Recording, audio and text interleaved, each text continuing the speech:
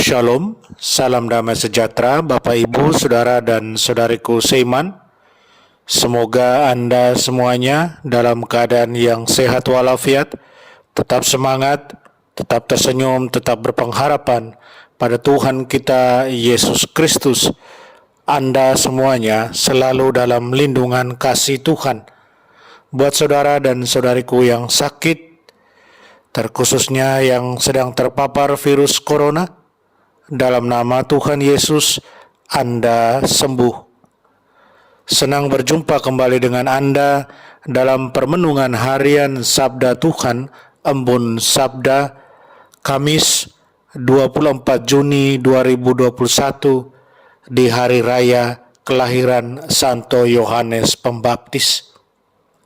Mari kita siapkan diri kita siapkan hati kita untuk mendengarkan dan merenungkan firman Tuhan. Tuhan sertamu dan sertamu juga.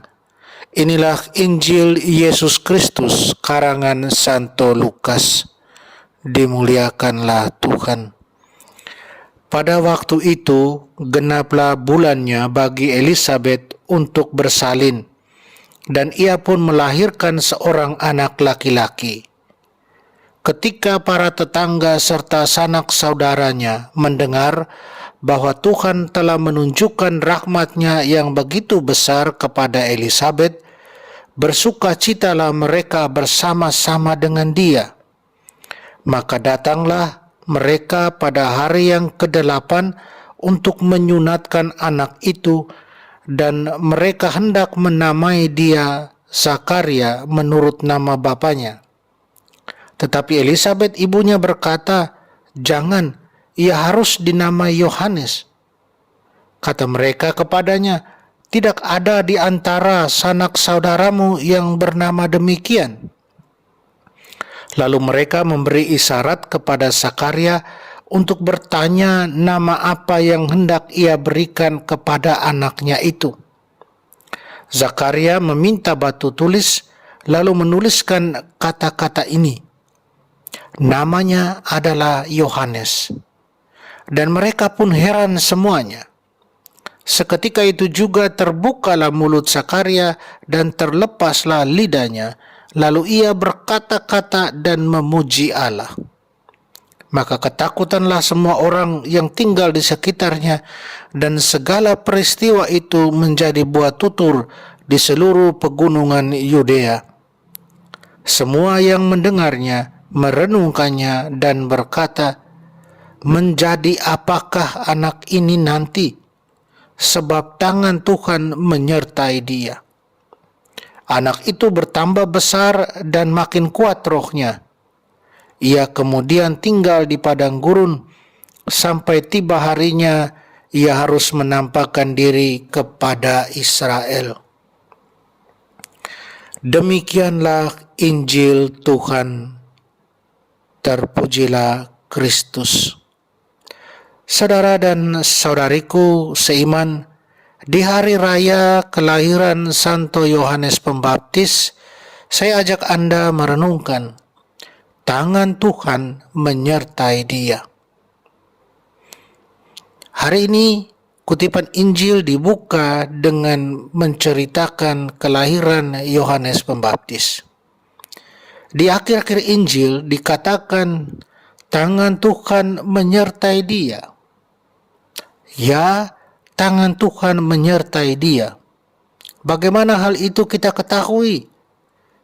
Hal ini bisa dilihat dan diketahui dengan mujizat-mujizat yang terjadi sebelum adanya Yohanes Pembaptis dalam rahim ibunya, ketika dia lahir, ketika dia akan diberikan nama, dan kehidupan dia sesudahnya.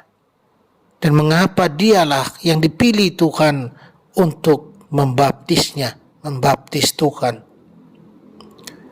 Satu, kita tahu sebelum Yohanes Pembaptis lahir, bapaknya Zakaria mendapat penglihatan ketika dia bertugas mempersembahkan kurban di atas mezbah pada Allah, di mana lewat malaikatnya Allah menyatakan kasih setianya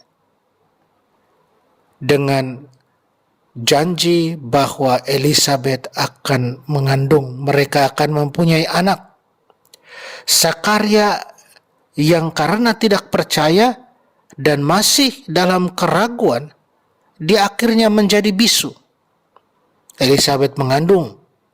Kasih Tuhan sungguh luar biasa nampak di sini, dan jelas sekali tangan Tuhan sudah menyertai Yohanes Pembaptis dalam proses keberadaannya dalam rahim ibunya.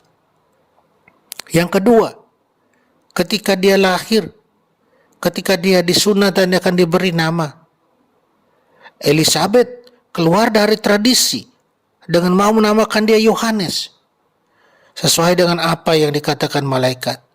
Tapi kemudian tidak disetujui oleh sanak keluarganya. Sakaria diserahkan tugas untuk memutuskan. Sakaria yang bisu, dia kemudian menulis nama pada sebuah batu. Namanya Yohanes. Mulutnya langsung terbuka dan Sakaria memuji Tuhan. Kuasa Tuhan lagi-lagi sungguh nyata. Tangan Tuhan menyertai Yohanes Pembaptis dalam proses penting dalam hidupnya. Ketiga, pewartaan Yohanes tentang pertobatan. Yohanes Pembaptis mewartakan pertobatan untuk semua orang. Tidak hanya kepada orang-orang yang menurut paham zaman itu disebut berdosa.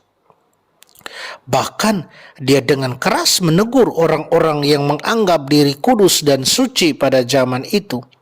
Dia tampil penuh keberanian. Kepada orang Farisi dan orang Saduki yang datang untuk dibaptis, Yohanes katakan, "Siapakah yang mengatakan kepada kamu bahwa kamu dapat melarikan diri dari murka yang akan datang? Jangan mengira bahwa kamu dapat berkata dalam hatimu, Abraham adalah bapa kami. Karena aku berkata kepadamu, Allah dapat menjadikan anak-anak bagi Abraham dari batu-batu ini." Di samping itu, Yohanes tidak hanya memberikan baptis ritual, melainkan dia menuntut konsekuensi moral dari pembaptisan. Itu nampak dalam kisah pewartaan Yohanes menurut Injil Lukas. Orang banyak yang datang untuk dibaptis oleh dia dan bertanya kepadanya, apa yang harus kami buat? Yohanes Pembaptis menjawab, barang siapa mempunyai 2 helai baju, hendaklah ia membaginya dengan yang tidak punya. Dan barang siapa mempunyai makanan, hendaklah ia berbuat juga demikian. Demikian juga ketika para pemungut cukai mengajukan pertanyaan yang sama. Dia menjawab, jangan menagih lebih banyak daripada yang telah ditentukan bagimu. Atau ketika prajurit-prajurit bertanya hal yang sama, Yohanes Pembaptis menjawab, jangan merampas dan jangan memeras, dan cukupkanlah dirimu dengan gajimu. Saudara dan saudariku seiman, Yohanes Pembaptis mempunyai pandangan yang universal. Semua orang harus bertobat dan dibaptis, dan menuntut pembaharuan hidup yang nyata sebagai konsekuensi moral dari pembaptisan sebagai ungkapan pertobatan. 3 hal di atas menunjukkan dengan sangat jelas untuk saya bagaimana tangan Tuhan sungguh menyertai dia. Saudara dan saudariku seiman, apa yang bisa kita bawa pulang, kita petik dari hari raya kelahiran Santo Yohanes Pembaptis ini? Yang bisa kita petik adalah kesadaran dalam diri kita para murid Tuhan Yesus zaman ini bahwa tangan Tuhan senantiasa menyertai kita, dan bahwa hidup kita selalu diberkati dengan berkat-berkatnya yang luar biasa, dan bahwa karya pewartaan Yohanes Pembaptis juga harus menjadi karya pewartaan kita, yaitu membawa orang lain pada pertobatan sejati, membawa orang lain pada kehidupan moral yang baik sebagai ungkapan pertobatan, sebagai sesuatu yang sesuai dengan kehendak Tuhan.